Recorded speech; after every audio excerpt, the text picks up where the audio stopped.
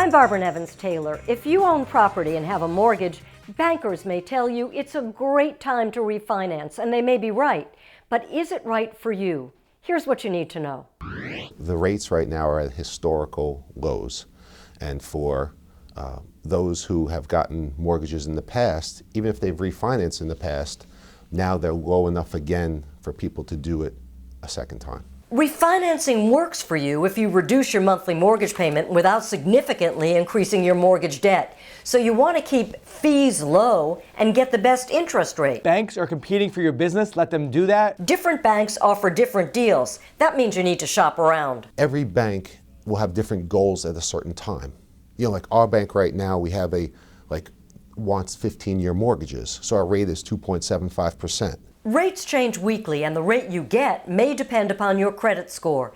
Banks generally use the FICO score, a statistical compilation of your creditworthiness. Scores range from 350 to 850, and the higher the better. If you have a 740 or better, that's considered A credit. But again, different banks have different rules. For example, at TD Bank, we would look at anything from 680 and up. While at Amalgamated Bank, Lowest we go is 620, which most people would qualify. Okay, next.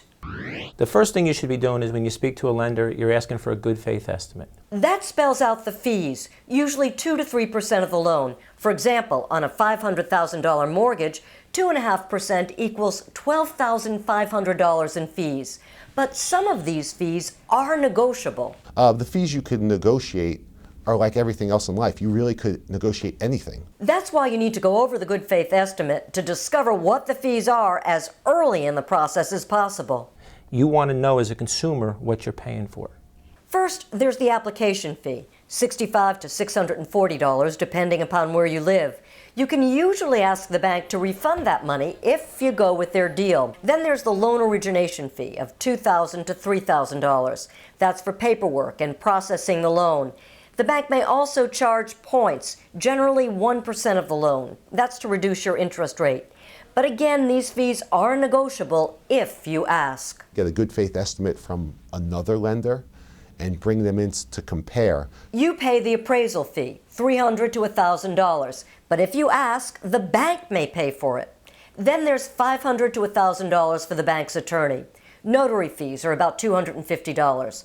The title search is generally $700 to $900, and in some cases, much, much more. The title company is going to be doing a search on the property to make sure that no other entity can make a claim against that property in the future. Ask for a break because you're refinancing. The same searches don't have to be done because you live in your house, so that saves money there. Nevertheless, you'll pay title insurance for you and the lender. It's usually a percentage of the loan.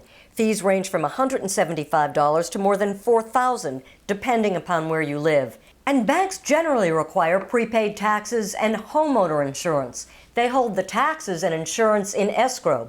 Government recording fees and transfer taxes also add to your bill. They vary from state to state. In New York, there's the Consolidation Extension Modification Agreement, or CEMA. That's an agreement between banks. It transfers the tax so that you don't pay it twice. But watch out, because some lenders will not do that CEMA agreement. That's because the bank is essentially holding your business hostage. Check to see if your bank penalizes you for getting a mortgage elsewhere. And because of high fees, in some cases, it does not pay to refinance. You only have, say, $30,000 left on your mortgage.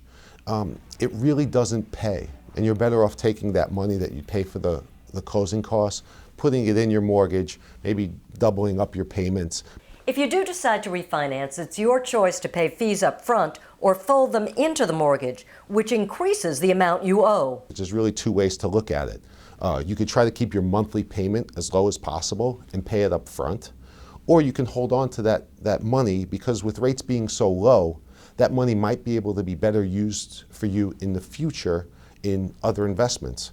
Refinancing is great if you reduce your monthly mortgage payments significantly, don't end up paying high fees, and don't add a whopping number to your mortgage balance.